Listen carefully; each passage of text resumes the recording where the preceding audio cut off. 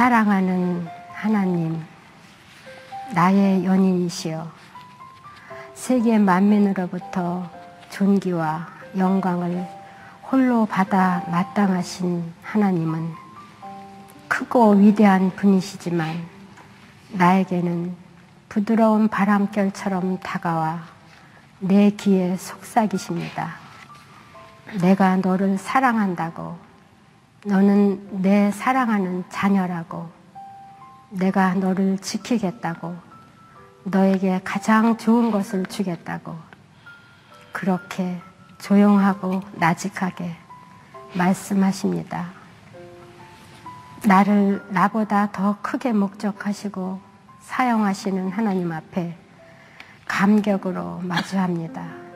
주여, 저를 어찌 이리 사랑하십니까? 그 사랑에 제가 드릴 것은 무엇입니까? 저는 너무나 흠감해서 감사밖에 드릴 것이 없습니다. 주님의 저에 대한 사랑을 다 안다면 저는 잠도 자지 못하고 엎드려 감사만 해도 모자랍니다. 하나님, 저도 주님을 사랑합니다.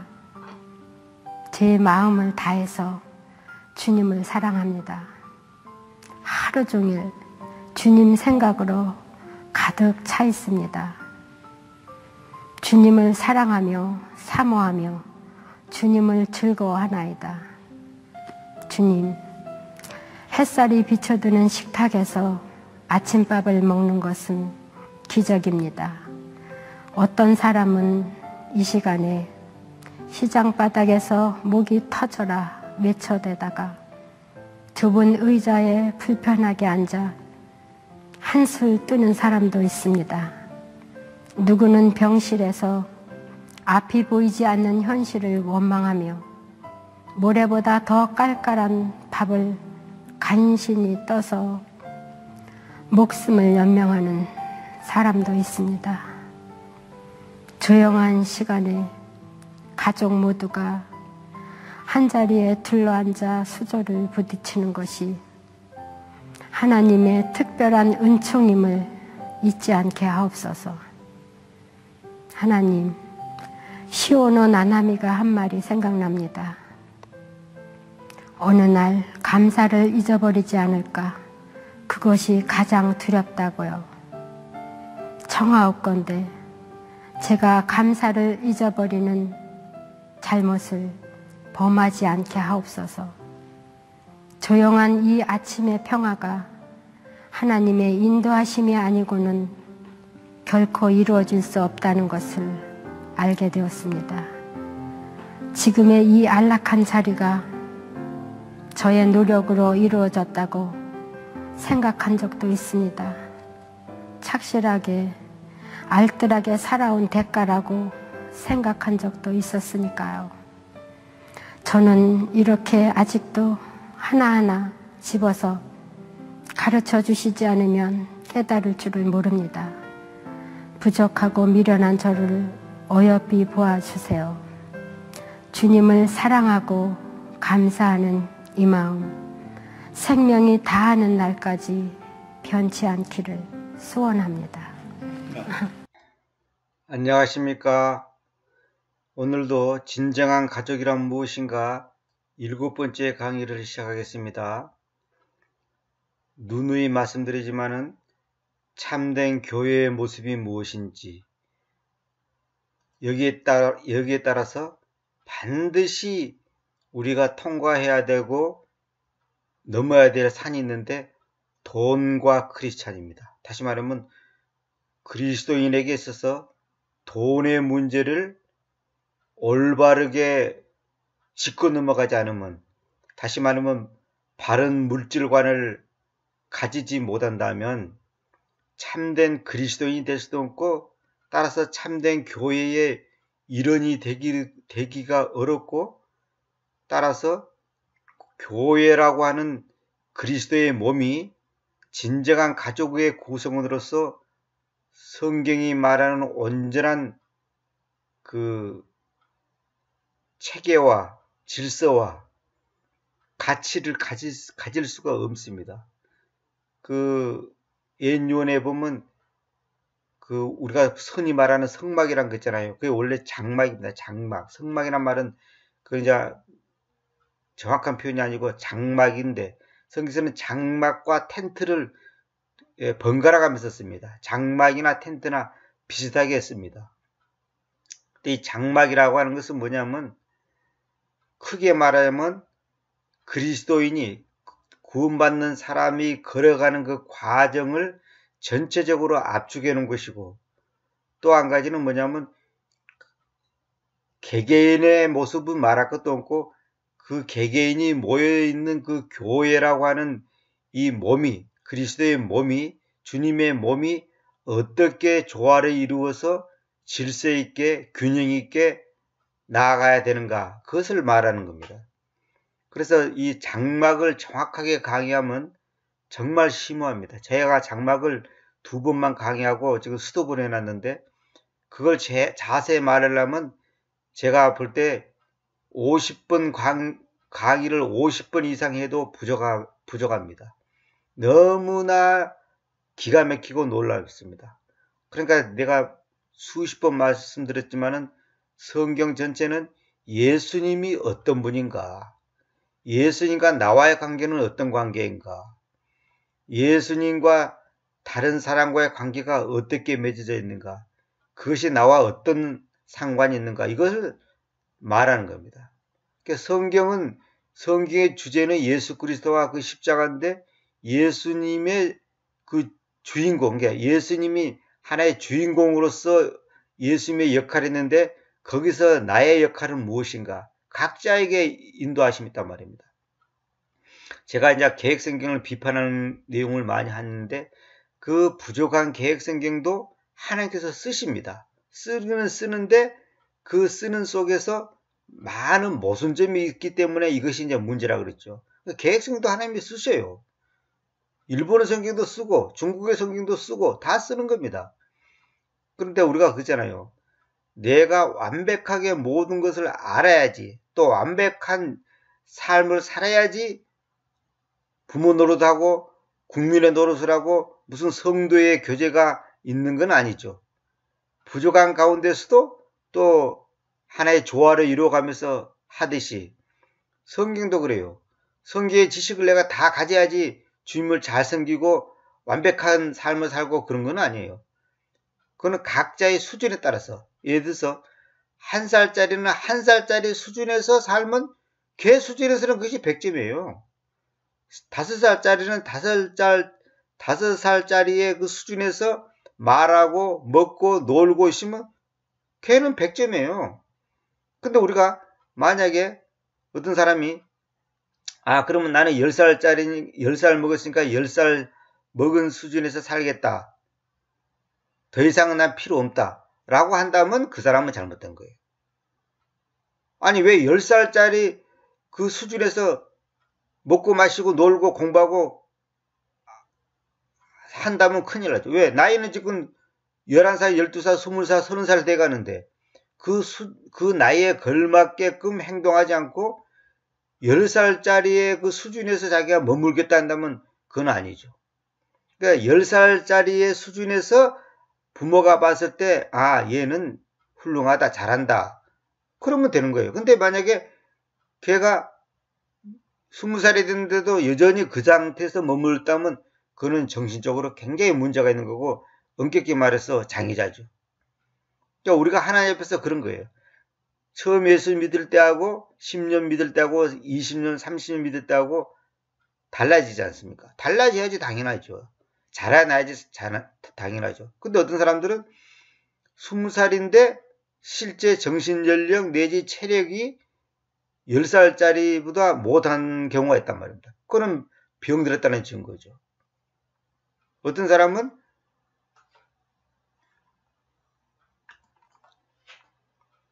대단한 지식을 가졌는데 그 사람이 사는 그 삶의 모습을 보면 완전히 뭐라고 표현하냐, 아주 나쁜 짓을 하고 나쁜 삶을 사는 거예요. 잘못된 삶을 사는 거예요. 남에게 해를 끼친단 말이에요. 그 지식과 그 지혜를 가지고 엉뚱한 데 잘못 쓰는 사람이 있어요. 그 어떤 사람은 지식이 아주 부족하고 겨우 한글 정도밖에 못 읽어도 굉장히 귀한 일을 하고 남에게 유익한 삶을 사는 사람이 있어요. 돈도 마찬가지. 어떤 사람은 많은 돈을 가졌는데 아주 천하게 살고 이기적으로 살고 아주 말하자면 행편없는 삶을 사는 사람이 있는가 하면, 어떤 사람은 적은 돈을 가지고도 남을 도우면서 살고 귀하게 그 돈을 가치 있게 쓰는 사람이 있단 말입니다. 그럼 그것이 바로 그 사람의 수준이에요, 수준. 근데 우리 그리스도인이 어떻게 해야 되는가? 돈과의 관계를 어떻게 삶 속에서 적용시킬 것인가? 교회 생활에서 적용시킬 것인가? 이걸 지금 제가 얘기하는 겁니다. 그러다 보니까 이제 여러 가지 서론이 길고 이제 말이 많아지는데, 방금 그 낭독한 그 시 있지 않으십니까? 그 기도문인데, 그분이 이제 개인적으로 자기가 이제 기도문을 쓴 수필가인데, 그것을 제가 듣고서 굉장히 개인적으로 감동을 받아서 이런 배 소개해 드린 겁니다. 그 하나님과의 관계를 연인과의 관계라고 하잖아요. 연인이라는 것은 뭐냐면 사랑하는 관계단 말입니다. 근데 연인과의 관계 속에서 다른 것이 개입되면 큰일 나는 거거든요. 아직도 제 자신도 다른 거, 뭐 세상의 뉴스, 오락, 뭐 스포츠, 또 기타 등등 세상 것이 하나님과 나와의 관계를 갖는데 방해를 하고 끼어 있단 말입니다. 근데 이것이 이제 얼마만큼 걸러내지고 뭐랄까요, 잘라내지고 부서지고 도려내지냐가 그 사람의 영적 성숙이에요.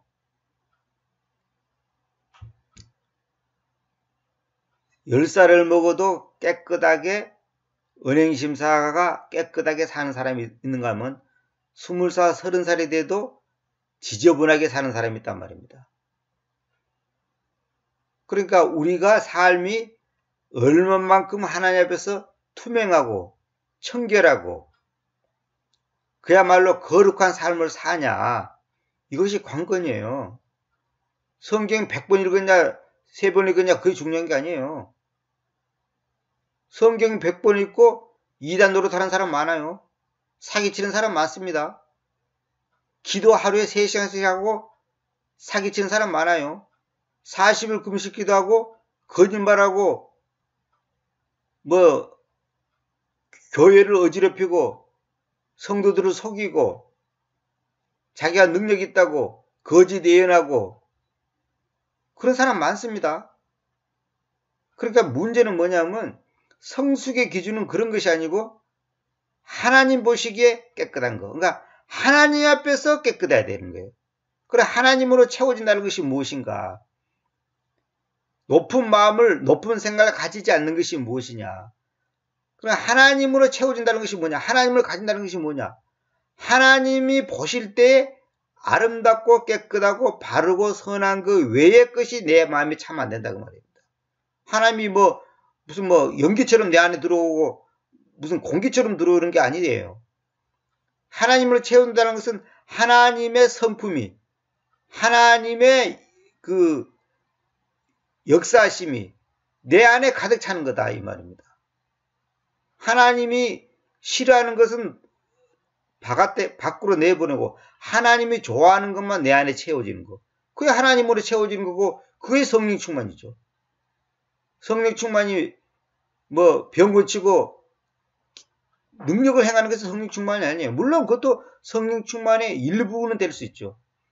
그래, 진짜 성령 충만은 뭐냐면 제가 여러분도 말씀드렸지만 거룩이란 말이 뭐냐?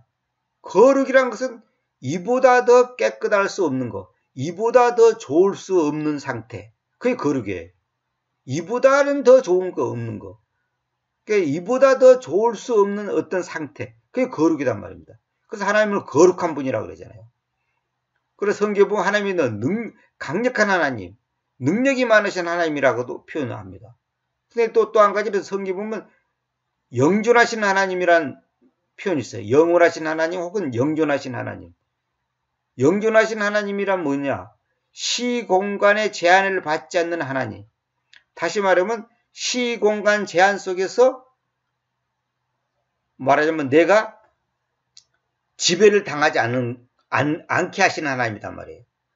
다시 말하면 우리가 현실 속에서 물질 문제, 건강 문제, 취직 문제, 기타 등등 여러 가지 문제가 있잖아요. 그 시공간에 제한을 받고 있잖아요. 몸이 아프다, 돈이 없다, 사업이 안 된다, 뭐 집을 지었는데 안 팔린다, 이사를 가려는데 세가 안 빠진다. 하여튼 모든 것이 시공간 안에 있단 말입니다. 근데 시공간 안에 있는 우리가 시공간 밖에 계신 분을 찾고 있는 거예요.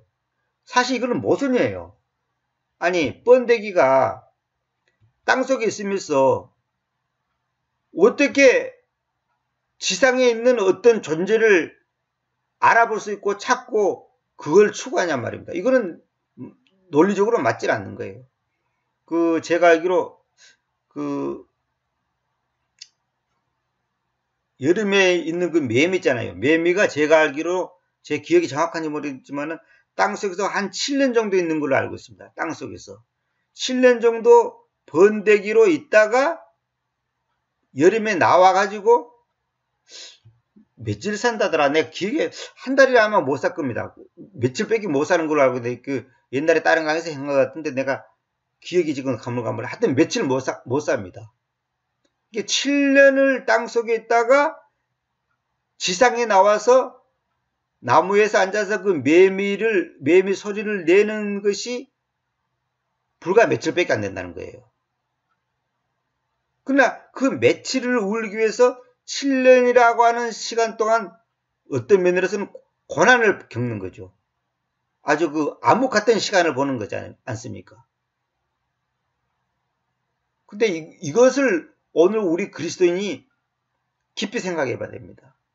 우리는 하나님과의 관계가 말하면 시공간을 초월하는 관계로 가기 위해서는 엄청난 어떤 암흑길을 거치는 겁니다. 무슨 말이냐면 환경 속에 있는 시공간 안에서 벌어지는 그 문제들을 뛰어넘으려면 그걸 하나님께서 뛰어넘으라는 거예요. 어떻게? 감사할 수 없는데 감사라는 거예요. 기뻐할 수 없는데 기뻐하라는 거예요. 아니 평안할 수 없는데 평안하라는 거예요. 아니 지금 빚이 져갖고 있는데 어떻게 감사가 나오고 평안할 수 있고 행복할 수 있고 불안이 없어질 수가 있냐고. 이거는 이론적으로는 절대 불가능합니다. 시공간에 제한을 받고 있는 우리가 어떻게 그렇게 가능하냐고요. 죽으면 가능하죠. 죽어본 사람은 빚이고 뭐 질병이고 전쟁이고 뭐 근심 걱정 없죠. 죽어버리면. 물론 지옥이라는 게 있기 때문에 안 믿는 사람한테는 그것이 더 큰 고통입니다만은 우리 인간적인 것만 딱 생각한다면. 그러나 우리의 삶 속에서 현실적으로 불가능한 것을 가능하게 하겠다는 것이 하나님의 뜻이에요. 그것이 뭐냐? 죽는 겁니다. 죽는 거. 죽으면 되는 거예요. 다시 말하면 죽는다는 것은 뭐냐면 시공간에 제한을 받지 않는다는 거거든요. 시공간을 떠난다는 거죠. 시간 밖으로 나간다는 거죠. 시간 밖으로. 시간 밖으로 나가는, 내가 시간 밖으로 나가야 돼. 내 가치관이, 내 생각이, 내 관점이. 그러나 내가 추구하는 어떤 것이 시간 밖으로 나가야 돼요. 그것이 뭐냐? 믿음이라는 거예요. 그러니까 믿음이라는 것이 뭐냐면 제한받지 않는 어떤 상태를 가지는 것이 믿음이에요. 그러니까 믿음이 강하다, 믿음이 크다. 그 말이 뭐예요? 분명히 지금 사업이 안 돼갖고 지금 잘못하면 부도나게 생겼는데도 평안한 거예요. 아니 그것이 가능하냐고요. 어떻게 사업이 안 되고 있는데 평안하냐고요. 병이 들어갖고 지금 오늘 죽을 줄 내일 죽을 줄 모르는데도 평안해. 어떻게 그 평안하다는 것은 뭐냐면 시공간의 제한을 안 받겠다는 뜻이거든요. 안 받는다는 뜻이에요. 시공간 속에 내가 갇히지 않고 있다는 거예요. 뭐가? 내 마음이. 어떻게 했대? 하나님으로 충만해질 때. 그럼 하나님이 시공간을 제한을 받지 않듯이 나도 시공간의 제한을 받지 않아야 되는 거예요. 왜? 우리는 하나님의 자녀니까. 근데 현실은 뭐예요? 지금 시공간의 제한을 받고 있잖아요. 근심하고 괴로워하고 불안해하고 하잖아요. 그건 뭐냐? 아직까지 내가 하나님이 갖고 있는 그 시공간을 뛰어넘는 그 수준에 도달하지 못한 거예요. 다시 말하면 그 믿음이 되지 않는 거예요. 그 믿음이. 전선을 아무리 가깝게 갖다 놔도 불이 안 켜집니다. 반드시 완전히 붙어야 돼요. 완전히 붙어야지 불이 켜지지 1mm만 떨어져도 불 안 붙어요.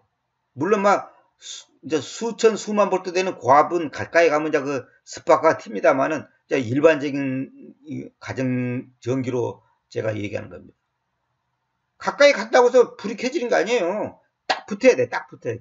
그러니까 믿음이 강하다. 믿음이 좋다. 믿음이 있다. 이 말은 무슨 말이냐. 믿음이 있다. 믿음으로 산다. 믿음에 의해서 산다. 믿음 안에서 산다. 믿음을 통하여 산다. 이 말이 뭐냐. 시공간을 초월한다는 뜻이에요. 시공간을 초월할 수 있는 유일한 무기랄까요? 그 유일한 그 표현이 뭐냐면 믿음이에요. 믿음. 그러니까 믿음으로 천당 간다. 믿음으로 구원받는다. 이 말이 뭐예요?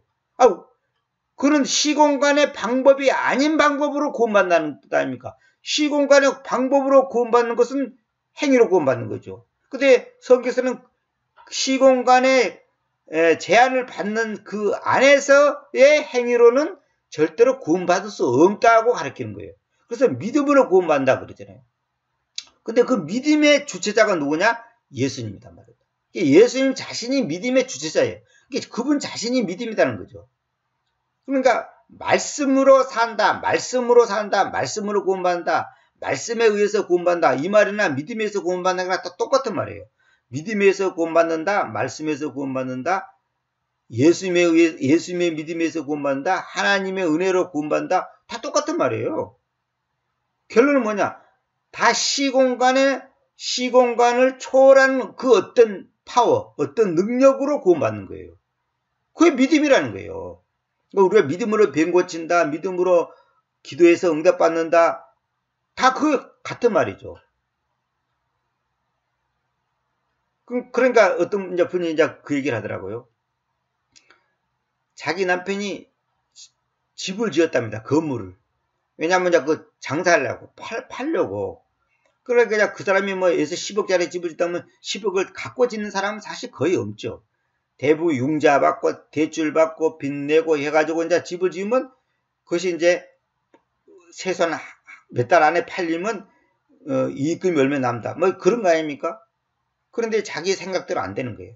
여기저기 빚 내가지고 지었더니 집이 안 팔리는 거야. 그런데 이자는 올라가죠. 주변에서는 돈 내놓으라고 독촉하죠. 거래는 안 되죠. 미치는 거죠. 불안하죠. 그러니까 그 옆에서 있던 분이 아내가 하는 말이 하나님께 기도합시다. 그러니까 뭐라 하냐면 스트레스 받게 쓸데없는 소리 하지 말라고. 기도한다는 것은 말하면 그 사람 입장에서는 뭐랄까요. 말도 안 되는 소리예요. 헛된 소리예요. 어떻게 기도한다고 집이 팔리냐 이거예요. 건물이 팔리냐는 거지. 왜? 그 사람은 하나님의 존재 자체를 믿지 않기 때문에. 그러니까 아내가 기도합시다, 예수 믿읍시다, 하나님만 바라봅시다 해봤자 그 사람한테는 그것은 열받게 하는 소리밖에 안 되는 거예요. 왜? 그것을 자기가 받아들일 수 있는 수준이 안 되는 거예요. 근데 그 아내한테 하나님께서 그러랍니다. 2년 반 후에 너가 성경을 10번 읽을 때에 10번을 읽을 때에 10번을 읽으면 지금 5번 읽었는데 10번을 읽을 때에 집이 팔리게 한다, 건물이 팔리게 한다 그러더랍니다. 그러면 이제 계산해 보니까 2년 반이에요. 그럼 우리 생각 뜻으로는 빨리 땡겨서 그냥 하루에 막 10시간, 20시간 읽어서 2년 반이 아니라 그냥 한 몇 달 후에 되게끔 막 10번을 읽을 거 아닙니까? 근데 그거는 우리 생각이에요. 하나님이 뭐라고 하냐면 지금까지 읽는 그 속도로 10번을 읽으라는 거예요. 그러니까 계산해 보니까 2년 반을 더 읽어야지 10번이 채워지더라는 거예요. 근데 자기는 이미 응답을 받았기 때문에 그것이 하나님으로부터 오는 것이라고 하는 그 믿음이 갖고 있기 때문에 2년 반 동안 조급하지도 않고 편안하고 밥 잘 먹고 잠 잘 자고 근심 걱정 없이 지금 성경을 읽고 있고 2년 반 뒤에 하나님께서 내가 더 성숙해질 때 이 건물이 팔려질 거라고 하는 그 믿음을 갖고 있기 때문에 불안하지 않는 거예요. 근데 그 남편은 그런 것에 대한 전혀 그 믿음이 없기 때문에 2년 반 동안 불안하고 잠 못 자고 기분 나쁘고 한마디로 해서 지옥 같은 삶을 산단 말이에요. 똑같은 지금 상황인데 아내는 2년 반 동안 편안하게 사는데 남편은 2년 반 동안 불안하게 산단 말이에요. 왜 그럴까요? 하나님과의 관계가 정확하지 않기 때문에, 바르게 맺어져 있지 않기 때문에, 그러니까 결론은 하나님을 믿지 않기 때문에. 우리가요, 여러분들이 분명히 아셔야 됩니다. 이거는 제가 자신 있게 말할 수 있어요. 뭐냐면 누누이 말했지만 저는 질병과 가난을 동시에 가지고 태어났고 지금까지 그렇게 살아요. 그런데 내가 돌이켜보니까 환경 때문에 뭐 슬프다, 불안하다, 뭐 괴롭다, 이것은 다 핑계입니다. 이거는 뭐냐면 내가 하나님과의 관계가 깊지 못하다. 다시 말하면 믿음이 뭐 없다고는 볼 수 없지만은 부족한 거예요. 다시 말하면 그 환경을 뛰어넘을 수 있는 수준이 안 되는 거예요. 근데 그걸 내가 하고 싶다고 또 되는 거 아니에요. 내가 오늘부터 감사해야지, 오늘부터 기뻐해야지 한다고 또 되는 것도 아니에요. 그 사실은 되지도 않아요. 그거. 그래서 믿음이 선물이라니까요. 공부 못하는 학생한테 너 열심히 공부하면 돼. 하루에 5시간 공부해라. 영어 단어 20개씩 외워라. 말은 되지. 그 이론은 맞아요. 근데 그게 됩니까? 5시간 공부하고 싶다고 5시간 공부되고 20개씩 단어 외우고 싶다고 외워집니까? 그건 말처럼 그래 되는 게 아니에요. 열심히 해보세요. 이렇게 해보세요. 돈 잘 벌 겁니다. 장사 잘 될 겁니다. 스포츠 선수 보고 이렇게 해봐라. 너가 골을 잘 넣을 거다. 말은 쉽지. 근데 실제로 그거 되냐고. 안 돼요. 왜 안 될까요? 그 단계를 거쳐야지 되지. 아니, 국가대표가 되려면 국가대표 수준에 도달해야지 국가대표가 되지. 내가 축구를 사랑한다고 국가대표 선수가 되는 게 아니라고 제가 여러 번 말씀드렸죠. 그건 축구 좋아하는 것하고 국가대표 하는 것하고는 별개의 문제예요. 공부 잘하는 것하고 공부를 열심히 해야 되겠다는 것하고 또 별개의 문제라니까. 공부를 잘하려면 공부가 실제로 열심히 돼야지 되는 것이지 마음만 먹는다고 되는 게 아니에요. 믿음도 똑같아요. 그래서 믿음이 선물이에요. 그래서 그 믿음이 그 수준에 도달하려면 그 과정을 거쳐야 되는 거예요. 과정을. 그러니까 그 과정을 안 거치고 하면 안 돼. 우리가 이런 말 있죠. 코에 손도 안 대고 코 푼다 이런 말 있어요. 코를 풀려면 코에다가 한쪽 코를 막아야 돼. 그래서 공기의 그 강한 분출력에 의해서 코가 나오는 거예요. 코에다가 손을 대야지 코가 나온다고. 근데 코에다가 손도 안 대고 코를 풀겠다면 그건 안 되는 거예요. 대가를 지불해야 된다니까요. 이거는 뭐 행위군 이거하고 차원이 다른 얘기예요. 그러니까 하나님과 나와의 관계가 성숙해지려면 반드시 그 대가를 거쳐야 됩니다. 예를 들어서 돈 많은 이 없으니까 불안해. 돈 많은 없다고 불안한 사람이 돈 100만 원, 1000만 원이 없어서 없는 상태가 된다면 안 불안하겠어요? 더 불안하지. 돈 많은 때문에 불안한 사람이 사업하는다고 돈 100만 원, 1000만 원 이런 문제가 생긴다면 안 불안하겠냐고. 더 불안하지. 1 더하기 1도 모르는 사람이 1 곱하기 1 나오면 풉니까 그게? 풀어집니까 그게? 알겠어요? 사실 아는 사람한테는 아무것도 아니야. 1 더하기 1은 2야. 1 곱하기 1은 1이야. 1 나누기 1은 1이야. 아는 사람한테 아무것도 아니야. 근데 1 더하기 1도 모르는 사람한테 기호를 갑자기 덧셈 기호를 곱셈 기호를 딱 바꿔주면서 풀어봐라 그러면 풀어집니까? 이건 또 뭐야? 이렇게 나온단 말이에요. 왜? 그 원리를 모르니까. 안 되는 거예요. 그러니까 내 현실 속에서 불안하고 초조하고 염려하는 거 인간적으로는 당연한 거예요. 근데 그 당연한 것을 뛰어넘어야 되는데 내가 뛰어넘고 싶다고 뛰어넘어지는 게 아니에요. 하나님의 은혜가 와야 돼. 근데 하나님께서는 우리에게 그런 과정을 또 거치게 하는 거예요. 왜? 그런 과정을 거쳐야지만이 그 귀함을 아는 거예요. 그러니까 다시 말하면 돈도 근다 그러잖아요. 길바닥에서 죽은 돈하고 자기가 열심히 노력해서 논하고 그 가치의 그 기함을, 가치의 그 마음을, 차원이 다르잖아요. 그 마음이. 노력해서 번 10,000원하고 거저 생긴 10,000원하고 주술 10,000원하고는 이게 차원이 다른 얘기예요. 그러니까 그 과정을 우리가 무시하면 안 됩니다. 그 과정 자체가 다 필요한 거예요.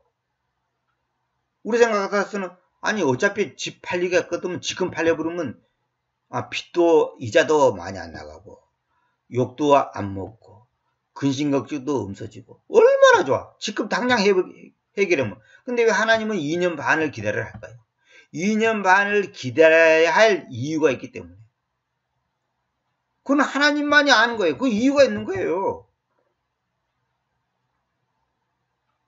가령 하나님 저한테 IQ를 한 1000을 줘가지고 한 번만 읽으면 완전히 다 외워버리는 거야. 성경이 전체가 다 외워져 오는 거야. 완벽하게 외워져요. 그러면 이까지 뭐 번역하는 거 그냥 찾아볼 것도 없고 그냥 다 외우고 있으니까 그냥 척척척척척 그냥 뭐 어디 뭐 뒤져볼 것도 뭐 비교해볼 것도 없어요. 왜? 다 아니까. 다 머릿속에 그냥 컴퓨터처럼 팍팍팍 돌아가니까. 그러면 얼마나 좋겠어요. 근데 하나님은 그렇지 않다는 거죠. 돈을 그냥 당장 그냥 한 100억 줘가지고 그냥 착착착착 일을 시키면 얼마나 좋겠어요. 근데 하나님은 그렇게 하지 않아요. 단계를 받게 해요. 과정을 받게 해요. 왜? 그렇게 했을 때 하나님과의 관계가 더 깊어지고 친밀해지고 그 과정을 통해서 하나님께는 영광이요 나에게는 은혜가 있는 거예요. 그게 다 필요한 거예요. 사실 오늘 지금 이 시간이 새벽 3시 43분입니다.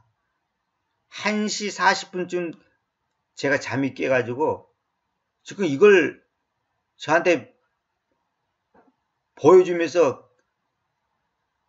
정리하면서도 딴 거 몇 가지 했는데 지금 아침에 이거 새벽에 강의할 건 생각지도 못했습니다. 근데 이것도 내가 계획한 것도 아니고 뭐 머리 쓴 것도 아니고 조용한 시간에 입으로 하는 것도 아니고 근데 하나님께서 이상하게 이 아침에 이 새벽에 이런 말을 하게 한단 말이에요. 제가 뭐 기도를 많이 한 것도 아니고 저도 모르겠어요. 오늘 아침에 새벽에 이 강의를 이런 말을 할 거라고는 상상도 못했고 이런 내용을 할 거라는 상상도 못했습니다. 어저께까지만 해도. 아니 불과 몇 시간 전까지만 해도. 저도 몰라요. 그럼 제가 헛짓거리 하는지 가치 있는 얘기를 하는지 그건 여러분이 판단하시기 바랍니다. 진정한 가족이 뭐냐 이거예요.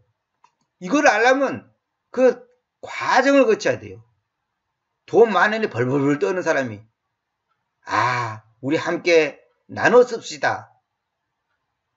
그 사람한테 그 말 했다가는 뺨 맞아 죽어요. 이 도둑놈아 그러지 그냥 당장. 응? 내가 힘쓰게 번 돈을 네가 거저 먹으려고 그래? 저 도둑놈 아니야 저거. 이렇게 나오는 거예요. 왜? 그 사람은 그걸 받아들일 수 있는 그릇이 안 되기 때문에. 그 수준이 안 되는 거예요. 많은 돈 못 나눠 쓰는 사람을 보고 100만 원 나눠 씁시다. 1000만 원 나눠 씁시다 해보세요. 몽둥이 들고 달라들 겁니다. 달라들 겁니다 아마. 선 나쁜 놈이라고. 쓴 사기꾼 같은 놈이라고 달라들 겁니다. 이게 그 사람의 수준이에요. 각자의 수준이라고. 어쩔 수 없어요 이거는. 제가 또 한 가지 보여드릴게요. 신들러 리스트 있죠. 신들러 리스트라는 영화 있죠. 그게 제가 알기로 1993년도인가 나온 걸로 알고 있는데 저도 이제 그걸 극장에서도 정식으로 봤고 이제 그 인터넷으로도 이제 제가 봤습니다만은 제 컴퓨터 안에는 이제 그 한글 자막이 없고 그냥 영어로만 된 그 신들러 리스트가 저한테 있습니다만은 이제 유튜브 같은 데 보면 조금씩 이제 있어요. 근데 그 중에 제가 이제 뭘 소개하고 싶으냐면 신들러 리스트가 이 사람이 실제 인물이잖아요. 이 사람이 굉장히 부자예요. 어마어마한 부자랍니다. 그 당시에. 어마어마한 부자였는데 땅도 많고 하여튼 뭐 굉장한 부자였는데 이분이 이제 그 군대 그 장교 있잖아요. 장교가 아니라 정확한 걔는 제가 장교인지 아니면 그 군대하고 뭐 관계되는 어떤 사업을 하는 사람인지 저도 기억이 가물가물하네요. 그 신데렐라 리스트 보면 뭐 내용이 나냐면 그 사람이 유대인을 1100명을 살려줬거든요. 참, 이게 가스실에 갈 수밖에 없고, 맞아 죽을 수밖에 없고, 하여튼 죽을 수밖에 없는 사람을 1100명을 자기가, 지금 생각났네요. 이 사람이 사학가예요, 사학가. 돈이 많은 사학가였는데, 이제 사업을 하다가 이제 어떤 경우에 이제 사업이 안 됐어요. 안 되니까 이제 우리가 뜨면 정리를 해버려야 되겠는데, 자기 이제 회사에 이제 직원들이 많이 있었는데 그 직원 중에 유대인들이 많이 있었어요. 그래서 이제 유대인들이 많이 있었는데 이제 생각나네. 많이 있었는데 사업가였는데 이 사람이 가보니까 유대인들이 잡혀갖고 이제 다 그냥 죽는 거예요. 그래서 이 사람이 사업이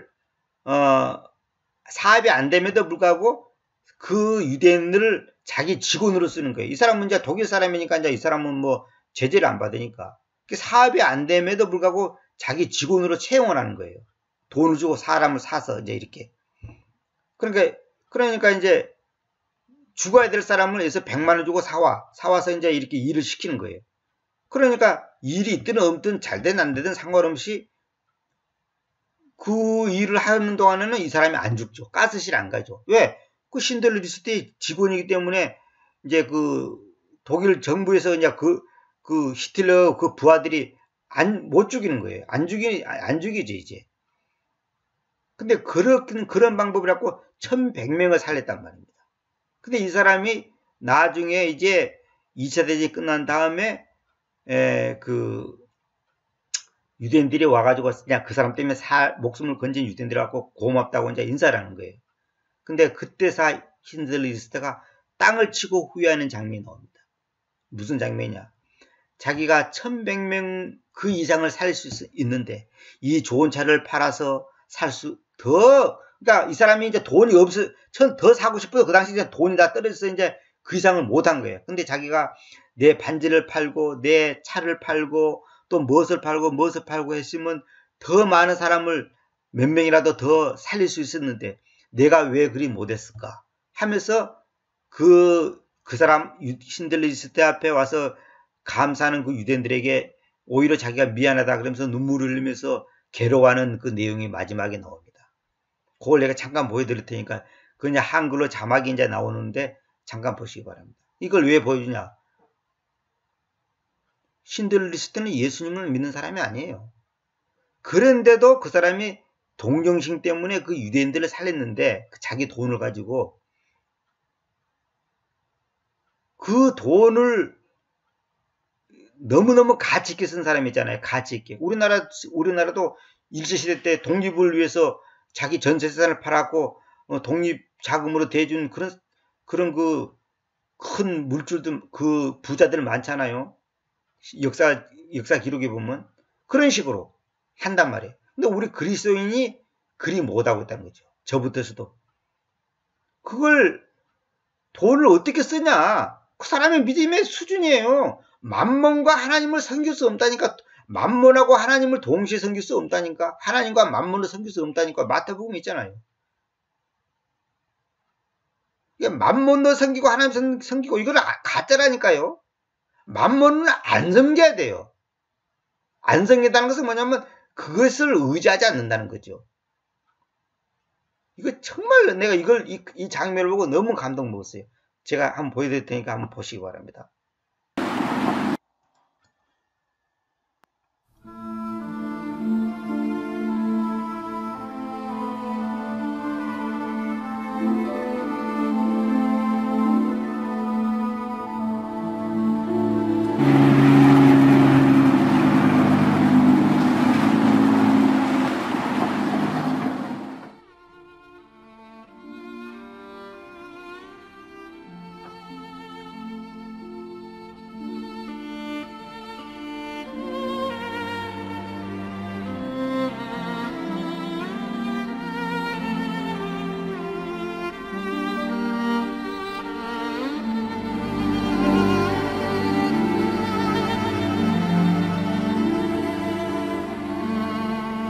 I'm a member of the Nazi Party. I'm a munitions manufacturer. I'm a profiteer of slave labor. I am the criminal. At midnight, you'll be free, and I'll be hunted.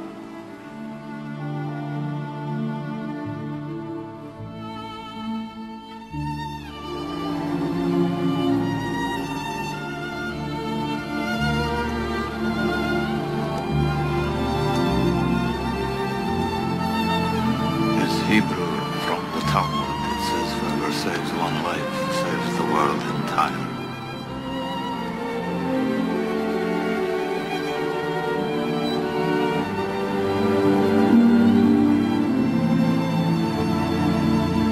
I could have got more. I could have got more. If I just... I could have got more. Pascha, there are 1,100 people who are alive because of you. Look at them. If I'd made more money.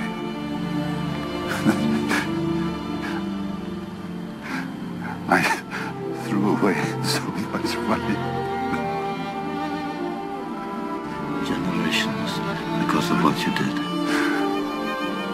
I didn't do enough. You did so much.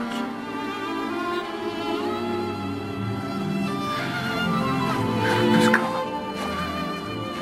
Oh God, what about this car? Why did I keep the car? 10 people right there. 10 people. 10 more people. This pin. 2 people. This is gold. 2 more people. You would have given me 2 for it. At least 1. You would have given me 1. 1 more. 1 more person. Person, understand?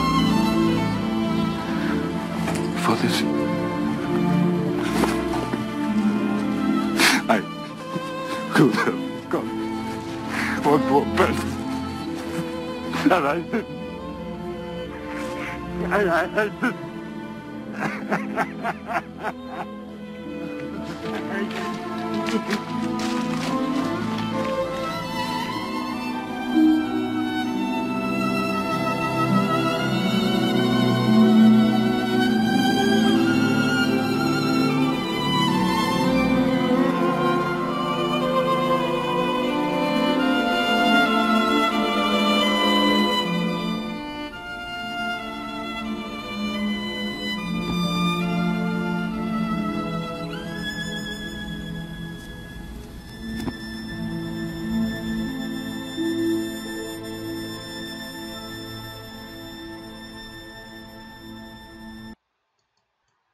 마지막 장면에서 여러분은 한 생명을 살리기 위해서 무엇을 하고 있냐고 질문하죠. 저와 여러분이 이 땅에 존재해야 할 이유가 뭔지 아십니까? 나와 같은 죄인을 구원해 주신 주님 앞에서 나는 또 다른 생명을 구원한 일에 내가 어떤 희생을 치르고 있고 어떤 역할을 하고 있는가, 어떤 대가를 지불하고 있는가, 그겁니다. 여러분이 뭐 부동산 투기하시고 뭐 빌딩 짓고 잘 먹고 잘 살고 좋은 차 타고 다니고 그거 아무것도 아니에요. 하나님 앞에 가면. 마지막 죽는 그 순간에 딱 한 가지만 가치 있는 겁니다. 하나님과 나와의 관계가 바르게 되는 것. 다시 말하면 하나님 사랑, 이웃 사랑, 그것만이 가치가 있어요. 그 외에는 아무것도 아니에요. 돈, 명예, 건강, 뭐 금메달을 몇 개 따고 뭐 훈장을 몇 개 받고 뭐 학교 다닐 때 뭐 1등을 하고 종로에 빌딩 있고 뭐 우리 아들이 뭐 박사학위를 받았고 무슨 노벨상을 받았고 그거 아무것도 아니에요.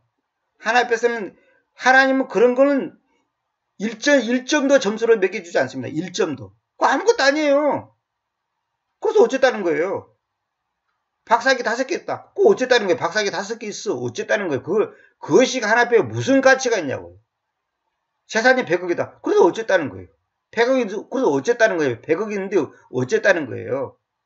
나는 IQ가 200이다. 그 200인데 어쨌다는 거예요. 어쨌다는 거예요, 그게. 그게 뭐 어쨌다는 거예요. 그게 무슨 가치가 있어, 하나 앞에서. 나는 그냥 건강하고 뭐 그냥 체력이 그냥 나이가 50인데 실제 체력이 그냥 20대하고 똑같다더라. 20대하고 건강이 똑같다더라. 그래서 어쨌다는 거예요. 그래서 어쨌다는 거냐고. 그것이 하나 앞에서 무슨 의미를 갖고 있냐고 지금. 하나님이 보실 때 가장 가치 있는 것은 뭐냐? 하나님을 향한 나의 태도, 나의 삶이단 말이야. 그것을 어떻게 표현하냐? 이웃을 향해서. 이웃을 향해서 그걸 표현하는 거예요. 그러니까 소자에게 냉수 한 컵, 한 잔이라도 준다면, 물 한 잔이라도 준다면, 그것이 주님께 한 것이라고 그랬거든. 근데 우리는 이걸 실천을 못해요. 어떤 사람 보고 제가 굳이 하는 일을 하라니까 자기는 능력이 없대. 능력이 왜 없어? 그건 다 쓸데없는 소리입니다. 구제를 뭐 100만원, 200만원 해야지 구제인가? 단돈 10,000원 하면 되지. 내 개인적으로 이런 이야기 용서하고 드리십시오. 매월 내가 하는 것 중에 하나를 소개해 드릴게요. 매월 10,000원씩 서울역 앞에 새벽에 이른 아침밥을 제공해 주는 단체가 있어요. 그 아주 지금은 굉장히 규모가 크자고 이제 유명해졌는데, 그 매월 내 통장에서 10,000원씩 나가요. 근데 저는 나가는지 안 나가는지도 잘 몰라요. 어떤 데 보면 이제 나갔네 그러고 느끼는데, 한 달에 한 번씩인가 두 달에 한 번씩 뭐 책자 같은 것도 오고 그러는데, 별거 아닌 것 같지만은 그 10,000원이 모아져 가지고 그 노숙자들한테 매일 아침에 밥을 주는데, 보통 사람의 3배를 줘야 된대, 밥을. 이 식사량이. 그러니까 100명이 먹는다면 300명분을 해야 된다는 거야. 300명분. 그 사람들은 밥을 많이 먹어요. 왜? 다른 데는 못 먹으니까 그냥 많이 먹어야 돼. 그리고 사람이 심리적으로 이 공표할수록 원래 많이 먹게 돼 있어요. 여러분 음식을 앞에 많이 갖다 놓으세요. 오히려 많이 못 먹습니다. 조금 있으면 더 먹고 싶은 거야. 그러니까 내 호주머니가 돈이 없으면 다음 끼니에 대한 불안감 때문에 더 많이 먹게 되면 사람이. 그 사람들이 3배를 먹는다잖아요. 근데 그 사람들한테 그 식사를 제공해주는 그 일에 10,000분의 1이라도 내가 참여했다는 것이 놀라운 거예요. 하고 싶은 데는 수천 군데지만 그거 다 할 수는 없고. 하나님께서 그렇게 하도록 마음을 움직인단 말이에요. 어떤 데는 야 이거 그만할까? 이 생각도 들 때가 있어요. 근데 그게 아니에요. 그게 잘못된 거예요. 그게. 그러니까 신들리 리스트 이분이 그 얘기 하잖아요. 내가 더 많이 돈 벌어서 더 많이 살릴 수 있었는데 또 이 차를 팔고 어떻게 했으면 내가 돈을 더 절하게 했으면 쓸데없는 데 안 썼으면 더 많이 살릴 수 있었는데 그러지 못한 것이 너무 미안하고 괴롭다고 울잖아요. 1,100명을 살렸는데 1,100명이면 그 1,100명이 지금 그 후손이 수만 명 수십만 명이 됐을 거 아닙니까? 그 후손이. 그 1,100명을 살렸단 말이에요. 이분이 자기 재산을 가지고 이제 금방 나오니까 보니까 군수 물자를 만드는 그 회사를 공장을 운영했더만요. 거기서 이제 직원으로 쓰니까 이 사람들은 안 죽이는 거예요. 왜? 무기를 만드는데 일하는 사람들이기 때문에 히틀러가 유대인들이라고 해도 안 죽이는 거예요. 하나님이 우리에게 이걸 가르쳐 주기로 원한 겁니다. 저도 그렇고 여러분도 그렇고.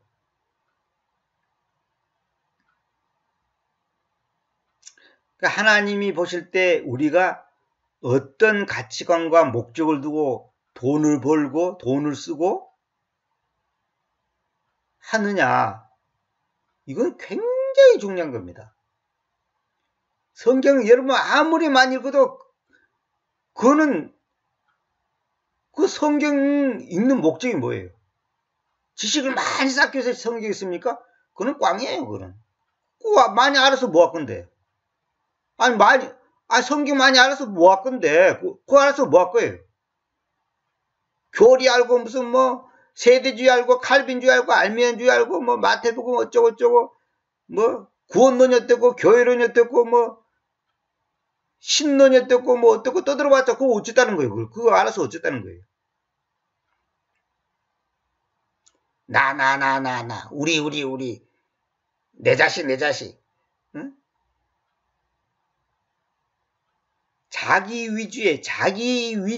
자기를 중심으로 한 그 어떤 것에만 관심이 가는 거예요. 그러니까 그것이 잘못된 거죠. 그게 잘못된 거라니까.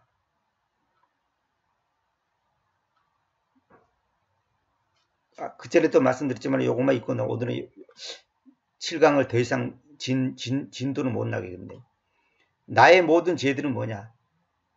상대를 위해 상대를 사랑하지 않은 죄, 사랑하도록 도와주지 않은 죄, 나 자신을 위해 사랑하는 척 했던 죄, 나라는 존재로 인해 상대가 지은 죄에 대한 죄, 나라는 존재로 인해 상대가 지은 죄에 대한 죄, 장애라는 조건의 틀과 관념과 생각 속에만 나 자신을 가다 놓고 상대에게 사랑을 나타내지 않은 죄, 그 모든 죄는 나를 위한 의도와 동기와 목적에 나를 사랑한 죄였다.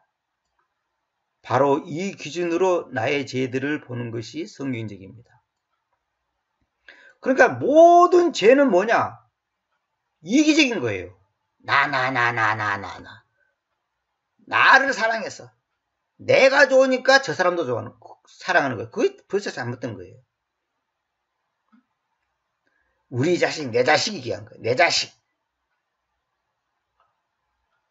이웃에 대해서, 타인에 대해서 이타적이지 않은 것, 그러니까 이타적인 사랑을 하지 않는 것은 다 그 잘못된 겁니다. 그래서 성경에 뭐라 써요, 예수님이? 나보다 아버지나 어머니나 아들이나 딸이나 더 사랑하면 나에 대해서 가치가 없다. 가치가 없는 사람이라니까. 그러니까 주님보다 먼저 더 사랑하는 것, 그것은 무슨 말이냐면 이기적인 사랑이다 이 말이에요. 주님을 먼저 생각한다는 것은 뭐냐? 이타적인 사랑이거든. 이타적인 거. 친구를 위해서 목숨을 버리면 그보다 더 큰 사랑이 없다고 그랬잖아요. 이타적이단 말이에요. 이타적인 거. 물론 그것이 영적으로 깊은 뜻이 있습니다만은, 주님은 우리의 친구가 되셨거든요. 그러니까 주님이 우리를 대신해서 죽었잖아요.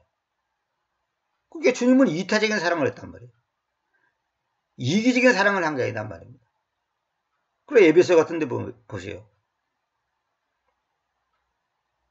하나님의 자리를 떠나서 사람의 몸을 입고 이 땅에 왔단 말이에요.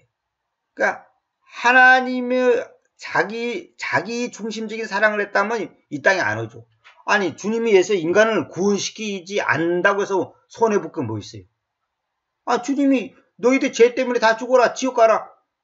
다 지옥 간다고 해서 주님이 뭐가 손해볼 게 있어요? 주님이 뭐 인간들이 없다고 해서 인간들이 자신을 안 믿는다고 해서 하나님 아니고 하나님이 천당에서 너무 심심하고 외롭고 아니면 괴롭고 아니면 슬프고 그럽니까?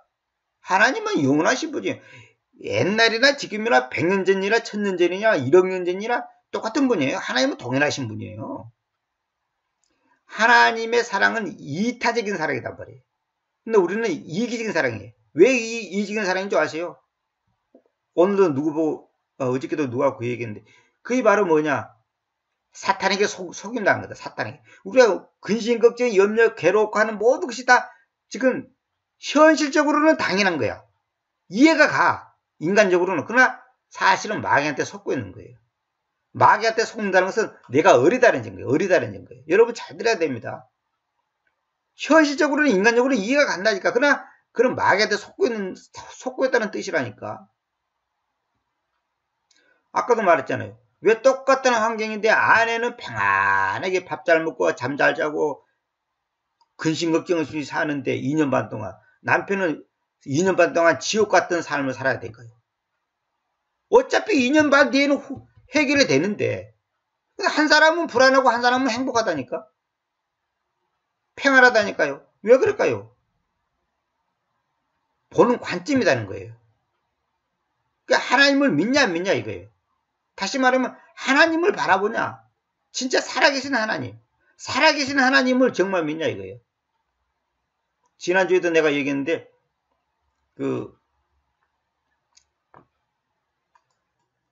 여기 보세요. 디모데전서 6장 17절에 보면 The Living God라고 하잖아요. 그 살아계신 하나님 이 말이죠. 살아계시는 하나님 안에서 신뢰하는 것이요 이래 됐죠. 근데 이 리빙 가드에서 NIV라든지 개혁성경이라든지 이 은필의 성경에는 전부 다 리빙을 삭제시켜 놨어요. 우리는 살아계시는 하나님을 믿는 거예요. 신뢰하는 거예요. 살아계신 하나님, 죽은 하나님이 아니에요. 살아계시는 하나님 안에서 신뢰하는 것이요. 이걸 제가 지난번에 설명했거든요. 높은 생각을 가지지 말고 불확실한 부안에서 신뢰하지 말고 모든 것들을 부유하게 우리로 하여금 누리게 하시는 그 살아계시는 하나님 안에서 신뢰하는 것이요. 모든 것들을 부유하게 한다는 말이 뭐예요? 다 부자가 된다는 말이에요? 무슨 말이에요? 모든 것들, all things, 모든 일에 매사에 부유하게 되는 거예요. 뭐예요? 내 마음과 생각이 높은 생각 가지지 않기 때문에 거기에 감사한다는 거예요. 부유하게 우리로 하여금 누리게 하시는 그 살아계신 하나님. 부자가 된다고 재산이 많이 있는다 그렇게 이해하면 안 됩니다. 부유하게 우리로 하여금 누리게 하시는 모든 것들. 그러니까 자기의 주어지는 환경과 상황 속에서 그걸 누리게 하시는 하나님. 그 하나님 어떤 하나님? 살아계신 하나님. 근데 이 개혁성경을 비롯해서 은필의 성경은 전부 다 이 리빙을 삭제시켰어요. 물론 리빙 삭제시킨 데가 여기뿐만 아니라 다른 군데도 있어요. 몇 군데가 있습니다. 신학의 새 유언만 해도. 살아계신 하나님을 신뢰하지 않는다는 거죠. 그래서 모든 죄의 실체는 나 자신을 위한 이기적, 자기중심적, 자기애적인 의도와 동기와 목적의 거짓 사랑이다. 거짓 사랑. 그러한 이기적인 사랑을 갖고 있는 그 목적을 달성시키기 위해서 하는 것, 그 거짓 사랑이 바로 죄의 실체라는 거죠. 그러니까 성경 보면 다만 악에서 구하옵소서 이 말이죠. 다만 악에서 구하옵소서가 뭐예요? 그 악이라는 것이 뭔지 아십니까? 이기적인 거, 자기중심적인 거. 내 가족, 내 식구, 내 손자, 내 아들, 내 딸, 나. 전부 내가 중심이야. 그게 죄라니까요. 그 죄라고 아무리 얘기해도 사람들이 그게 인지가 안 되는가 봐, 그게. 나.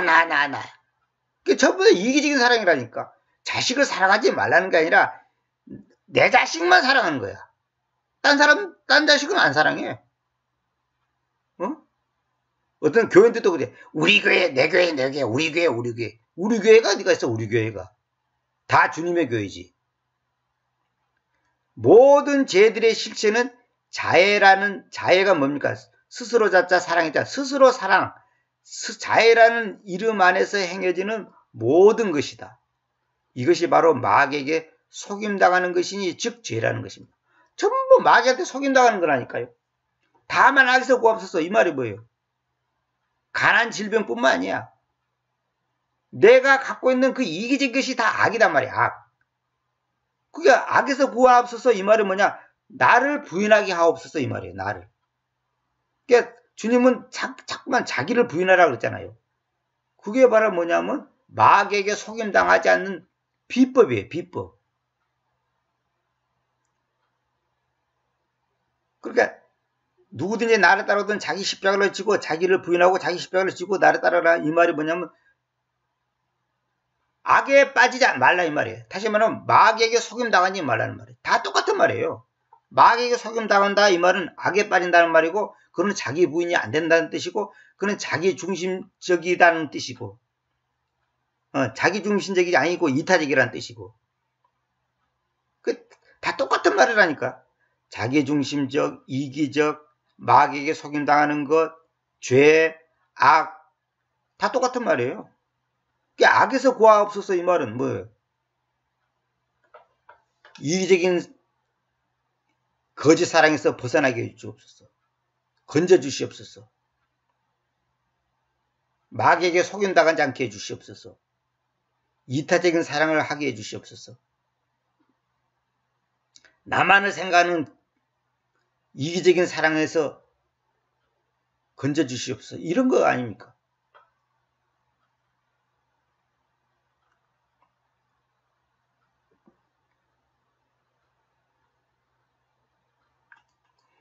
기도를 많이 해야지 하나님이 듣는 게 아니라 그 기도의 깊이와 강도가 달라야죠. 우리가 그러잖아요. 나무 망치로 못을 받기 위해서 10번을 두드리는 것보다도 쇠망치로 한 방 때리는 것이 훨씬 더 가치 있습니다. 효과적이에요.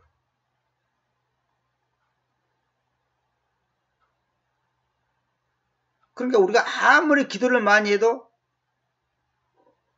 제대로 기도하는 사람은 1분 기도하는 것만도 못한 거예요. 자기가 밤새도록 기도해 보시오. 전부 이기적인 사랑이지. 나. 우리 회사 잘 되게 하시고, 우리 집 잘 되게 하시고, 우리 아들 잘 되게 하시고, 우리 딸 잘 되게 하시고. 전부 자기 중심적인 거예요.